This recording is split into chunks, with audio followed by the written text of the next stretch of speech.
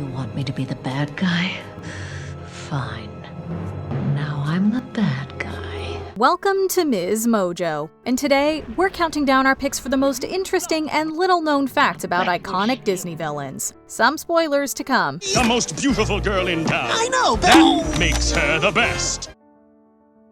Number 20. Peg Leg Pete technically predates Mickey Mouse. Alice comedies. Strange, but true. First introduced as Bootleg Pete in Alice Solves the Puzzle, Pete was first drawn as an anthropomorphic peg-legged bear before his final design as a cat. He also became the antagonist of Oswald the Lucky Rabbit. When Mickey Mouse was created in 1928 to replace Oswald, he inherited Pete as his arch-nemesis as well.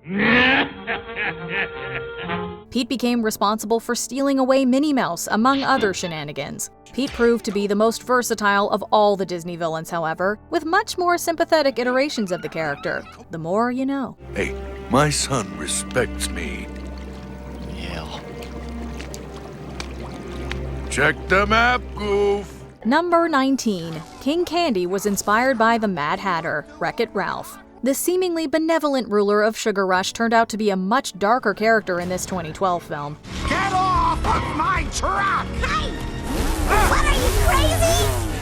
I forbid you to cross that finish line! But did you know the character's physical quirks are based on the Mad Hatter from Disney's Alice in Wonderland? In fact, the design of the character went through many iterations, with the first designs being based on real-life figures like Elvis Presley and even Joe Biden. Eventually, Ed Wynn's performance as the Mad Hatter from Alice in Wonderland proved to be the basis of the final design. Fittingly enough, King Candy's initial comic persona is revealed to have been a mask for the film's true villain, revealing the madness underneath. No way! What the? Who are you? I'm Turbo, the greatest racer ever! And I did not reprogram this world to let you and that Holocaust riddled warthog take it away from me! Number 18. Shan Yu's eyes are meant to look like his hawks, Mulan. One of Disney's darkest villains, this ruthless Hun leader has perhaps the largest kill count of all of the Disney villains. His brutality is reflected in his thickly muscled design. In particular, his eyes were meant to mirror his hawk. This is Shan Yu. He's the villain. He was probably the most fun to work on. On my own, I like to do like creatures and monsters and stuff like that. And this is about the closest thing to a monster on this film anyway. This stylistic chime goes beyond just symbolism. There's even a deleted scene where Shan Yu magically sees through his hawk's eyes. Though this was dropped, the idea was retained visually. To see is the consistency within the character as far as his mass, his features, proportions. Shan Yu's relative uniqueness as a Disney villain even extends to his death, which subverts the falling cliché of previous antagonists. Either way, this quirk makes Shan Yu's design even more memorable. Number 17. Mark Davis animated Cruella de Vil, 101 Dalmatians. Animation is well known for being a massive group effort, with separate artists working on the design and the animation. So it's impressive when only one person is involved in the animation of a character. Animator Mark Davis was solely responsible for the fashion-obsessed villain of this Disney film. He was inspired by actress Bette Davis for his realization of Cruella de Vil, with Mary Wickes as the model. One of the most fun assignments I've ever had in the studio was doing the villainess in 101 Dalmatians, Cruella de Vil. She was a funny villainess, and while what she was doing wasn't very nice, she herself was an entertaining character. Mark Davis was also responsible for many other animations. A famous animation he did, and the most beloved by Disney himself, was Cinderella's transformation. His penchant for animating female characters even earned him the nickname Ladies' Man. What a talent. One of the masks said, Mr. Disney, of all the animations been done in your studio, what is your favorite piece of animation? And he thought for a moment. He said, well, I guess it would have to be when Cinderella got her ballroom gown, her dress. Number 16. Sir Patrick Stewart as Jafar, Aladdin. We could have had Captain Picard as a Disney villain. Alas, it was not to be. Although we wouldn't trade Jonathan Freeman for anything. Based on the villain in The Thief of Baghdad, Jafar was initially offered to Patrick Stewart, but due to scheduling conflicts, he had to decline it. Calm yourself, Iago.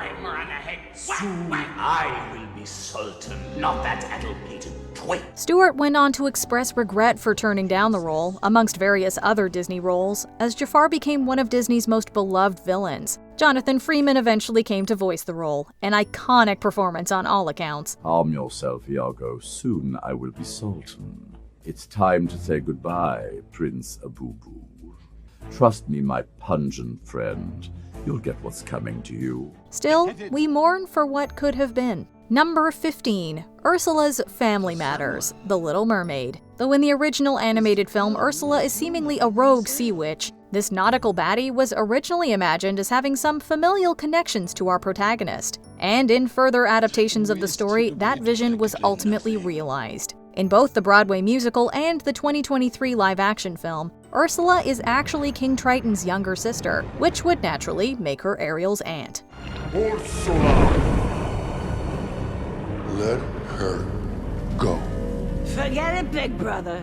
She belongs to me now. This added layer to their relationship certainly makes her villainy all the more, well, villainous, but also adds nuance to her wicked motivations in usurping Triton's throne. I think villains who have a little of the con artist in them are more fascinating because they give you a facade. Number 14. Lucille Laverne removes her dentures. Snow White and the Seven Dwarfs. A blood can heal. Then I'll be perished in the land. Voice acting has indeed its quirks. Lucille Laverne was cast to voice the evil queen of Disney's first animated feature-length film. When the evil queen magically disguises herself as a crone to kill Snow White via poisoned apple, Laverne was also called to do the voice for the witch. Disney and the animators, however, were unsatisfied with her performance, feeling her voice was not quite rough enough. Laverne excused herself and returned to deliver the cackling voice we know today. How'd she do it? She simply removed her dentures. Thank goodness for false teeth.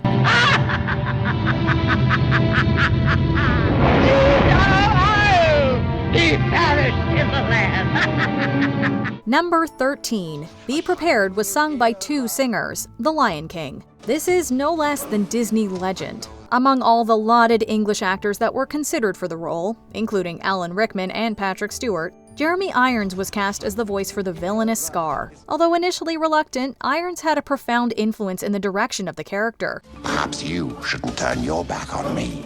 I know that your powers of retention are as wet as a warthog's backside. Trouble struck, however, when Irons' voice gave out halfway through recording Be Prepared. Jim Cummings, who voiced the hyena Ed, was called to replace Irons' voice from So Be Prepared for the Coup of the Century on. So prepare for the coup of the century. Be prepared for the murkiest scam. It is a voice performance so seamless, most people do not even notice the difference. Now that is Disney magic. I just basically close out the ending of the song.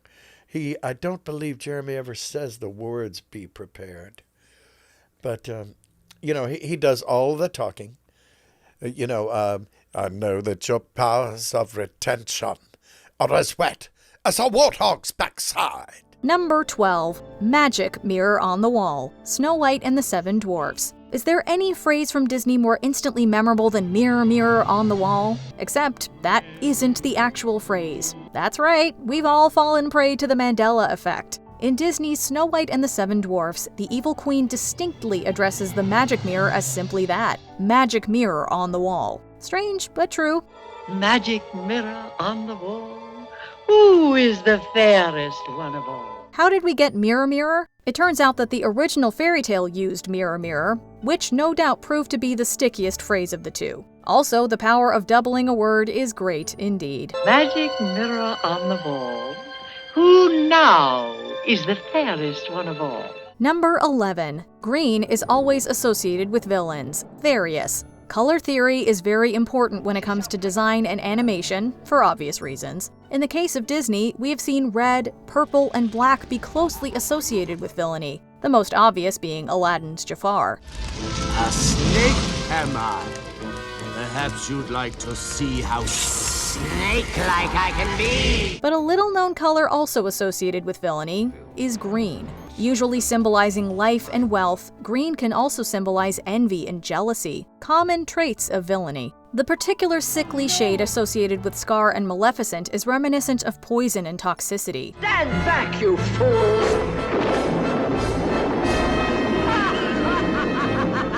Sometimes you get all four: red, purple, black, and green. This happened with the design of the slinky Dr. Facilier from The Princess and the Frog. Disney villainy always has such a colorful flair.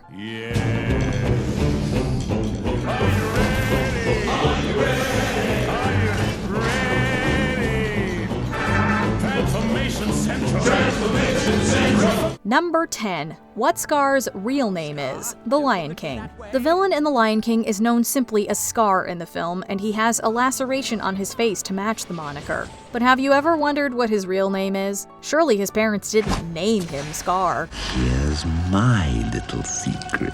It turns out his birth name isn't all that much better. He was called Taka, coming from the Swahili word for waist, meaning his mom and dad probably didn't have very high hopes for him. Though it appears to actually be false, it's been widely circulated that Mufasa means king in a language called Manazoto. Whether or not that's true, we can still understand the sibling rivalry. The origin of Scar's name was actually revealed in the Lion King book, A Tale of Two Brothers. Number 9. Hades is partially based on James Woods' Hercules. If you know anything about Greek mythology, you may have been surprised when you saw Hercules for the first time. That's because most people wouldn't have imagined the god of the underworld to be a fast-talking used car salesman type. Name is Hades, Lord of the Dead. Hi, how you doing? But that's just what James Woods' portrayal ended up being. When Woods came into audition, he allegedly surprised the filmmakers with his interpretation of the character, and they went on to craft his lines and dialogue to match the style that Woods had created. Whenever I would say lines, I would try to put those extra kind of cartoon gestures that a character like this deserves. Number 8. Oogie Boogie is an original creation: The Nightmare Before Christmas. More than a decade before The Nightmare Before Christmas was released, Tim Burton was working at Walt Disney Feature Animation as an animator, and in his spare time wrote a poem that told Jack Skellington's story. Disney considered adapting the poem for the screen at the time, but it wouldn't actually happen until many years later. Well, well, well.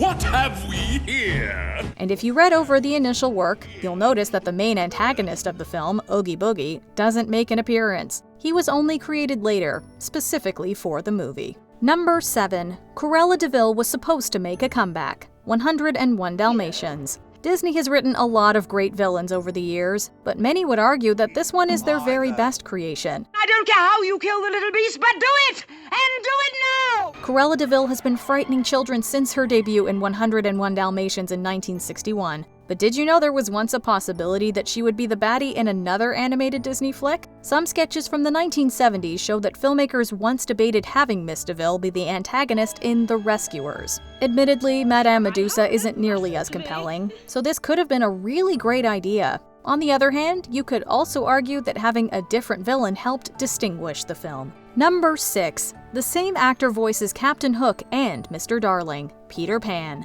Most people know that before Peter Pan was a beloved Disney animated classic, it was a novel by J.M. Barrie, but it's a lesser-known fact that Peter's story was originally written as a play. Peter and Wendy premiered on stage in 1904, and in various productions, it became standard for Mr. Darling and Captain Hook to be played by the same actor. There's definitely some interesting psychology to be done on that decision. Keeping with tradition, Disney had the same actor, Hans Conried, voice both parts. Prepare to die! And did you know that Captain Hook is meant to be a sympathetic character? That's why he survives at the end of the story. Number 5. Several villains were drawn by the same animator, Various. If you were to list the top 10 Disney villains of all time, which we've done of course, 3 of the entries would undoubtedly be Gaston from Beauty and the Beast, Jafar from Aladdin, and Scar from The Lion King. What do these 3 have in common? Well, it turns out the supervising animator for all 3 was Andreas Deja. He played a huge role in crafting the characters we know and love to hate today. I say we kill the beast! He was also originally the supervising animator for Yzma back when The Emperor's New Groove was known as Kingdom of the Sun.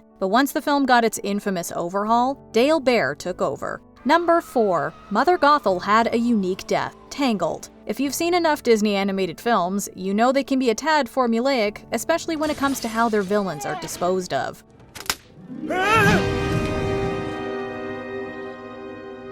Of course, showing any sort of graphic death scene would be too disturbing for little kids, but they have to go, so what's the solution? Have them fall off something really tall, it seems. This happens in countless Disney films, but in Tangled, the villain perishes in a fashion that is both routine and wholly unique. What have you done? What have you done? She ages at fast-forward speed all in the span of a few seconds. But to make sure audiences understood her fate, she also falls off something really, really tall. Number 3. One of the best villains almost never was, Sleeping Beauty. Eleanor Audley is best known for voicing two of Disney's most delightfully evil characters, Lady Tremaine, aka Cinderella's evil stepmother, and Maleficent. But she didn't simply lend her voice, she was also the live-action model that inspired the character's facial expressions and designs. A wondrous future lies before you. You, the destined hero of a charming fairy tale come true. But because of a case of tuberculosis, Audley initially turned down her role in Sleeping Beauty. Girls, girls! Your manners. She was worried that she was too ill to perform, but in the end it all worked out and Disney villain history was made. Watching this performance today is still spine-chilling. Number 2. Gaston wasn't always the villain, Beauty and the Beast. Okay, this one might actually blow your mind. Even the most hardcore Disney fans may not be aware that there were several versions of the script of 1991's Beauty and the Beast before the final iteration was decided upon. Did you honestly think she'd want you when she had someone like me? In an earlier version, the major villain was actually Belle's aunt, Marguerite. Not only that, but Belle had older sisters. The dastardly Gaston was more of a co-antagonist who didn't get nearly as much screen time. Also, even the final script underwent some changes after production was completed. It's over, Beast! Belle is mine! Gaston was originally meant to say "time to die," but the creators felt it was too aggressive and dubbed it with "Belle is mine." Before we continue, be sure to subscribe to our channel and ring the bell to get notified about our latest videos. You have the option to be notified for occasional videos or all of them. If you're on your phone, make sure you go into your settings and switch on notifications. Number 1. A villain got the first line, Snow White and the Seven Dwarfs. You may think that Disney movies are all about good guys and happily ever afters. 3 cheers for the mighty Hercules! Oh yeah, flowers for everybody! In many cases, however, it's the villain who ends up stealing the show. As a matter of fact, if you go all the way back in the Disney catalog, you'll find that the first line spoken in any full-length Disney animated film was by a villain. Slave in the magic mirror, come from the farthest space. Through wind and darkness I summon thee. Speak. 1937's Snow White and the Seven Dwarfs opens with the evil queen, who, fun fact, has a real name, Queen Grimhilda, addressing her magic mirror. Magic mirror on the wall, who is the fairest one of all? Kind of a dark way to start the very first Disney movie. Which other behind-the-scenes facts do you know about Disney villains? Let us know in the comments below. Quiver with fear. Do you agree with our picks? Check out this other recent clip from MsMojo. And be sure to subscribe and ring the bell to be notified about our latest videos.